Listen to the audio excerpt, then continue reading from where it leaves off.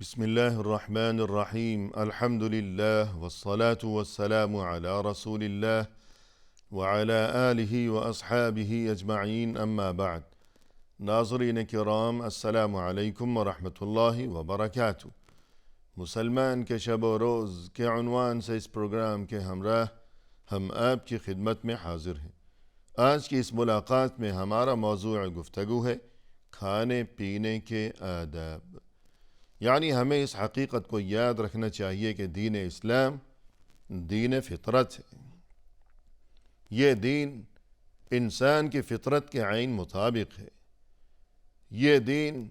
انسانوں کے خالق و مالک اللہ عز و جل کی جانب سے نازل فرمودہ ہے۔ انسان کو اللہ نے ہی پیدا فرمایا ہے۔ انسان کے لیے کیا چیز مفید ہے، کیا چیز بہتر ہے اور کیا چیز مضر ہے، باعث نقصان ہے، اس بارے میں خود انسان سے بھی بڑھ کر اللہ کو علم ہے۔ اس لیے کہ اللہ خالق ہے، اس کا علم کامل ہے، اور یہ کہ انسان مخلوق ہے اور مخلوق کا علم یقیناً ناقص ہے۔ قرآن کریم میں ارشاد ہوا الا یعلم من خلق وهو اللطیف الخبیر، کیا وہی کہ جس نے پیدا کیا ہے وہ نہیں جان سکتا، حالانکہ وہ تو لطیف ہے، بہت ہی باریک بین ہے، اور خبیر بہت ہی باخبر ہے۔ تو وہ اللہ جس نے انسان کو پیدا فرمایا، اپنی پیدا کی ہوئی اس مخلوق کے بارے میں کیا چیز بہتر ہے اور کیا چیز مفید نہیں بلکہ مضر ہے، باعث نقصان ہے، تو اللہ کی طرف سے اس بارے میں جو بھی احکام نازل کیے گئے ہیں، یقیناً ہمیں یہ بات ہمیشہ یاد رکھنی چاہیے اور یہ تصور ہمارا ہونا چاہیے کہ وہی چیز ہمارے لیے مفید ہے، نافع ہے، اور یہ کہ بہتر ہے۔ لہذا یہ کھانا اور پینا، اس بارے میں بھی جو آداب ہمیں سکھائے گئے ہیں، یقیناً انہیں اپنانے میں ہی ہمارے لیے بہتری ہے۔ تو پہلا ادب یہ کہ کھانے سے پہلے بھی اور کھانے کے بعد بھی ہمیں یہ تعلیم دی گئی ہے کہ ہمیں چاہیے کہ اپنے ہاتھ دھو لیا کریں، کھانے سے پہلے بھی،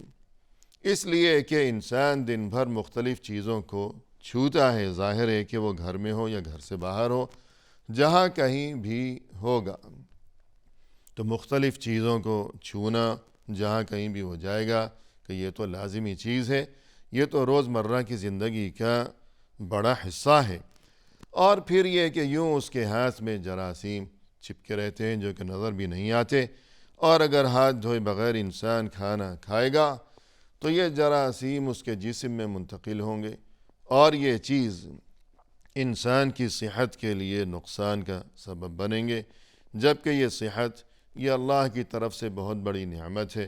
اور قرآن کریم میں ہمیں یہ تعلیم یاد دلائی گئی ثم لتسألن یومئذ عن النعیم، قیامت کے دن تم سے نعمتوں کے بارے میں سوال کیا جائے گا۔ تو ہر نعمت کی حفاظت ضروری ہے۔ تو یہ صحت بھی اللہ کی طرف سے نعمت ہے، اللہ کی طرف سے امانت ہے، اس کی حفاظت ضروری ہے، لہذا کھانے سے پہلے ہاتھ دھونے کا اہتمام کیا جائے، اور کھانے کے بعد بھی ہاتھ دھونے کی فکر کی جائے کہ دین اسلام میں یہ تعلیم دی گئی ہے، تاکہ ایسا نہ ہو کہ جس طرح رسول اللہ صلی اللہ علیہ وسلم نے ایک موقع پر یہ ارشاد فرمایا کہ جو کوئی کھانے کے بعد ہاتھ دھوئے بغیر رات کو سو گیا، پھر اگر اسے کوئی اذیت پہنچی تو پھر وہ بس اپنے آپ کو ہی ملامت کرے، کسی دوسرے کو ملامت نہ کرے، یعنی کھانا کھانے کے بعد شاید کچھ اس کی باقیات، اس کے کچھ اجزاء، اور یہ کہ چکنائی ہے، یہ کھانے کی خوشبو ہے، تو یہ چیزیں، یہ اثرات جب ہاتھ میں باقی رہ جائیں گے، ہاتھ دھوئے بغیر انسان اگر سو گیا تو شاید کھانے کی خوشبو سے جو موذی قسم کے کیڑے مکوڑے ہیں یا چوہے ہیں یا چونٹیاں، شاید اس قسم کے حشرات الارض، یہ کیڑے مکوڑے آئیں اور یہ کہ یہ تو سویا پڑا ہے بے خبر، اور وہ اس کے ہاتھوں کو نوچنے لگیں تو یہ بڑا نقصان ہو جائے گا۔ اور اس کے علاوہ بھی یہ کہ کھانے کے بعد انسان نے اگر ہاتھ نہیں دھوئے، اب ادھر ادھر وہ گھر سے نکل کر گھومتا پھر رہا ہے، جو کوئی اسے سامنے نظر آیا اسے سلام کیا کہ السلام علیکم، پھر ہاتھ ملایا، مصافحہ کیا، تو وہ انسان وہ بھی پریشان ہوگا کہ بڑا اس نے مجھے سلام کیا، حالانکہ سلام کر کے چلا گیا لیکن اپنا اثر چھوڑ گیا کہ جب بھی اپنا ہاتھ ناک کے قریب لاتا ہے تو پتہ چلتا ہے کہ اس میں تو چربی کی بو ہے اور یہ کہ چکنائی کے اثرات ہیں، تو یہ سب کچھ مسلمان کو زیب نہیں دیتا۔ اور اس کے علاوہ ہمیں کھانے پینے کے تعلق سے دین اسلام میں یہ تعلیم دی گئی ہے کہ انسان کھاتے وقت ہمیشہ نیت یہ کیا کرے کہ میں یہ کھانا اس لیے کھا رہا ہوں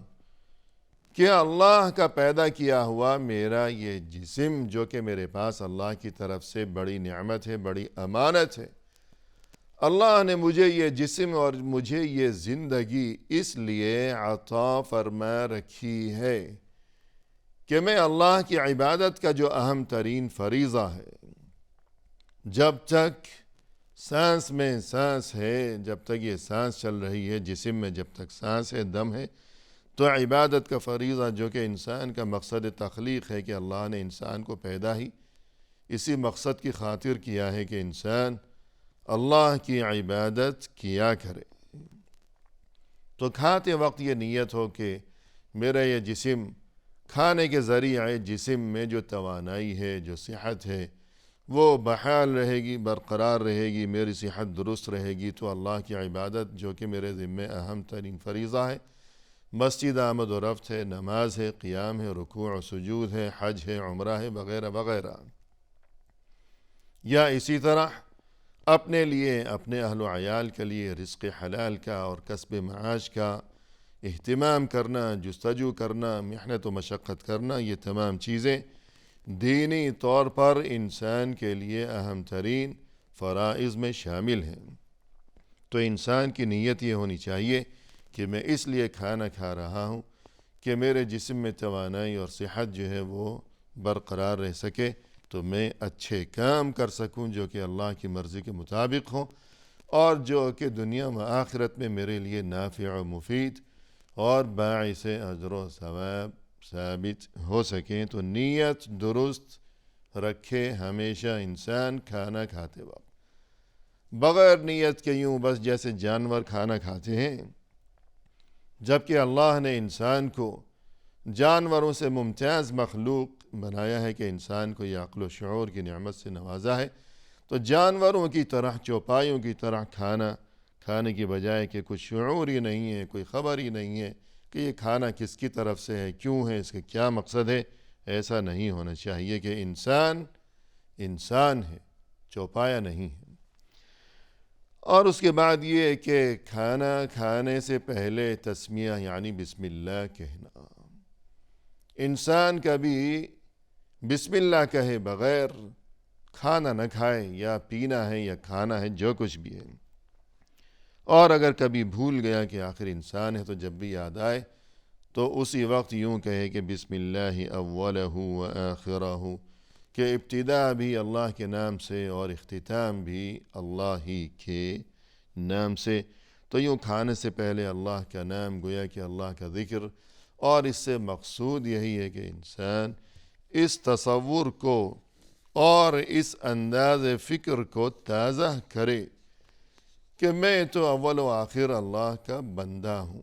ضعیف و ناتواں کمزور مخلوق ہوں، میں تو کچھ بھی نہیں، جو کچھ ہے میرے پاس وہ اللہ ہی کی طرف سے، میں خود بھی اللہ ہی کی طرف سے ہوں کہ میرا یہ وجود، میری یہ جو سانس چل رہی ہے، یہ اللہ کے فضل و کرم سے ہے، اللہ نے مجھے اپنی قدرت سے پیدا فرمایا، اور دنیا میں آنے سے پہلے ہی اللہ نے اپنے حکم سے، اللہ کے حکم سے میرے جسم میں روح پھونکی گئی ہے، یہ روح بھی اللہ کی طرف سے میرے جسم میں امانت ہے، نہ یہ روح میری ہے، نہ یہ جسم میرا ہے، نہ یہ ہاتھ پاؤں میرے ہیں، یہ سبھی در حقیقت اللہ کی طرف سے میرے پاس امانت ہے، تو یہ کھانا بھی اللہ ہی کی طرف سے ہے۔ تو یوں اس چیز کو تازہ کرنا کہ اللہ کی طرف سے مجھے یہ نعمت نصیب ہوئی ہے، اور دسترخوان پر یہ جو کھانا سجا ہوا ہے تو ایک ایک لقمہ یہ کتنے مراحل سے گزر کر یہاں تک پہنچا ہے کہ وہ کون انسان ہوگا دنیا کے کس کونے میں، نہ جانے اللہ ہی بہتر جانے، مشرق میں یا مغرب میں یا کہاں کوئی انسان ہوگا کہ جس نے کسی جگہ زمین میں ہل چلایا ہوگا، کسی نے دانہ ڈالا ہوگا، بیج بویا ہوگا، کسی نے کٹائی کی ہوگی، کسی نے پھر اسے لادا ہوگا، بوریوں میں بند کیا ہوگا، کسی نے کہیں سے اتارا ہوگا۔ یوں یہ کھانا آج میرے سامنے دسترخوان پر موجود ہے۔ ایک ایک لقمہ کھاتے وقت انسان کو یہ تمام باتیں اپنے ذہن میں سوچنی چاہیے اور تازہ کرنی چاہیے۔ تو یوں گویا کہ اللہ کی طرف سے یہ کھانا نعمت ہے۔ اسی چیز کو تازہ کرنے کے لیے بسم اللہ یعنی اللہ کے نام سے انسان کھانا شروع کیا کرے، اور یہ کہ ادب کے ساتھ بیٹھے کہ یہ اللہ کی طرف سے اتنی بڑی نعمت ہے، اگر یہ نعمت میسر نہ آتی تو نہ جانے میرا کیا حال ہوتا۔ اگرچہ اللہ نے رزق عطا فرما رکھا ہو، خوشحالی ہو، مال و دولت کے انبار ہو، لیکن جو کچھ بھی ہے، بہت زیادہ روپیہ پیسہ ہے انسان کے پاس، جو چاہے خریدے اور کھائے، اتنی قدرت ہے، حیثیت ہے، سبھی کچھ ہے، تمام تر وسائل اس کے پاس موجود ہیں، قدموں میں ڈھیر لگے ہوئے ہیں، لیکن اس سب کچھ کے باوجود اول و آخر انسان اللہ کا محتاج ہی ہے۔ اس لیے کہ فرض کیجئے کہ پیسہ تو ہے، لیکن اگر صحت نہ ہوتی، بیمار پڑا ہوا ہوتا، کھانے کے قابل ہی نہ ہوتا، بس دوائیوں پر ہی گزارا ہوتا، تو پھر کیا کر لیتا؟ اللہ نے صحت سے نوازا ہے۔ مزید یہ کہ روپیہ پیسہ تو اگر ہو انسان کے پاس، لیکن جیسا کہ قرآن کریم میں فرمایا کہ افرأیتم الماء الذی تشربون اانتم انزلتموہ من المزن ام نحن المنزلون، کہ یہ پانی جو تم پیتے ہو یہ آسمانوں سے، بادلوں سے یہ تم نے برسایا ہے یا ہم نے برسایا ہے؟ یعنی انسان کے پاس اگر خوب روپیہ پیسہ، مال و دولت موجود ہو، لیکن یہ پانی آیا کہاں سے ہے؟ انسان تو آسمانوں سے جا کر پانی لانے کی قدرت نہیں رکھتا، تو پانی تو اللہ نے برسایا، اور جو پانی زمین سے، چشموں سے پھوٹ کر نکل رہا ہے، دریاؤں میں بہتا چلا جا رہا ہے، وہ بھی اصل میں اوپر سے ہی آیا ہے، اللہ کی طرف سے نازل فرمودہ ہے، پھر وہ زمین میں جذب ہو گیا۔ تو یوں اس بات کو تازہ کرتے رہنا کہ جتنا بھی پیسہ میرے پاس موجود ہو، جو مرضی خریدوں، جو مرضی کھاؤں، مگر یہ اللہ ہی کی طرف سے ہے۔ اور جیسا کہ رسول اللہ صلی اللہ علیہ وسلم نے فرمایا کہ آکل کما یأکل العبد وَأَجْلِسُ كَمَا يَجْلِسُ الْعَبْدِ، کہ میں تو یوں بیٹھ کر کھانا کھاتا ہوں جیسے کہ غلام بیٹھتا ہے۔ یہ رسول اللہ صلی اللہ علیہ وسلم جو کہ اشرف الانبیاء والمرسلین کے جیسے غلام بیٹھتا ہے، میں یوں بیٹھ کر کھانا کھاتا ہوں کہ اللہ کا غلام ہے ہر انسان، اللہ کا بندہ ہے۔ اور یہ کہ عبد، کہ جیسے کوئی عبد، کوئی غلام کھاتا ہے، تو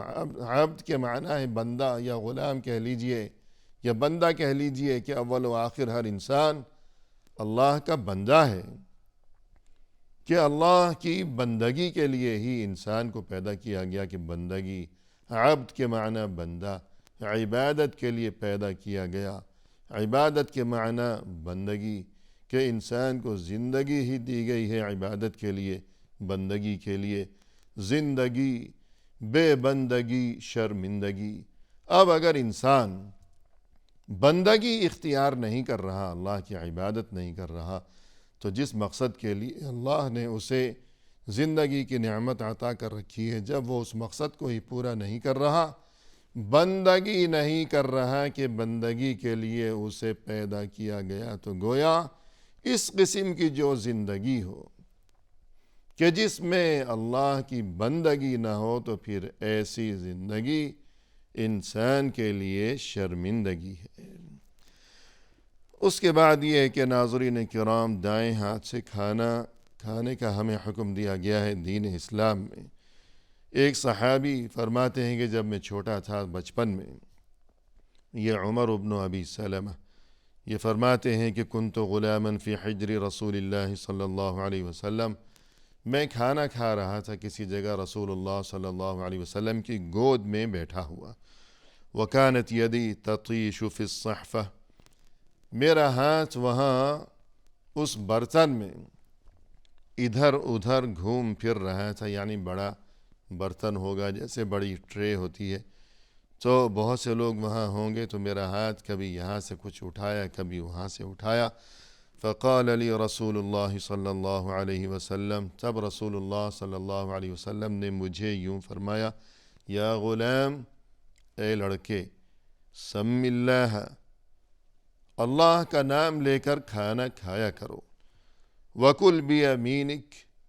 ہمیشہ دائیں ہاتھ سے کھانا کھاؤ، وکل مما یلیک، اور صرف وہی کھاؤ جو تمہارے سامنے ہے۔ یعنی ادھر ادھر ہاتھ بڑھانا، دوسروں کے سامنے سے کھانا گھسیٹنا، اس چیز سے دین اسلام میں منع کیا گیا ہے۔ اور مزید یہ کہ بقول اہل علم، اگر بہت سے لوگ ایک ساتھ بیٹھے ہوئے ایک ہی برتن میں کھانا کھا رہے ہوں، تب بھی بطور خاص ہمیں یہ حکم دیا گیا ہے کہ انسان صرف اپنے سامنے سے ہی کھائے، جیسا کہ اس حدیث میں بھی یہ تعلیم دی گئی، دوسروں کے سامنے ہاتھ نہ بڑھائے۔ لیکن بقول اہل علم، اگر انسان اکیلا کھا رہا ہے تب بھی اسے چاہیے کہ اس طریقے سے وہ کھائے، سلیقے کے ساتھ، کہ اگر ایک پلیٹ ہے تو صرف اپنے سامنے سے کھانا لے، کیونکہ ممکن ہے کہ کچھ کھانا بچ جائے، ساری پلیٹ وہ ختم نہ کر سکے، تو اب اگر ادھر سے بھی کھایا، ادھر بھی ہاتھ، ادھر بھی ہاتھ، تو ہو سکتا ہے کہ بعد میں شاید کوئی دوسرا بھی آئے، یہ کھانا کھائے، یا یہ جو بچا ہوا کھانا ہے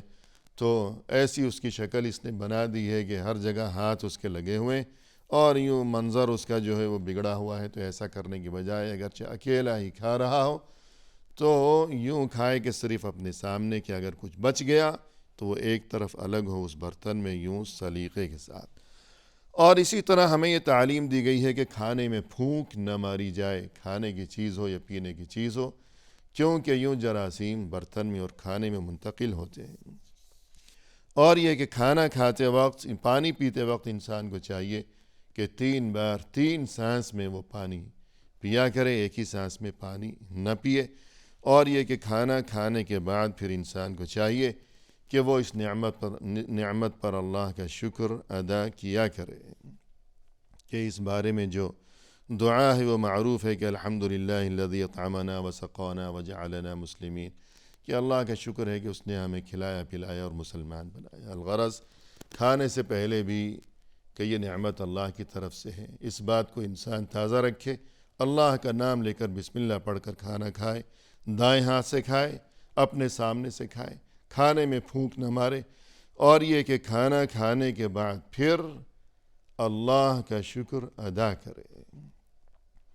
اسی کے ساتھ ناظرین ہمیں دیجیے اجازت، فی امان اللہ، وآخر دعوانا ان الحمد للہ رب العالمین۔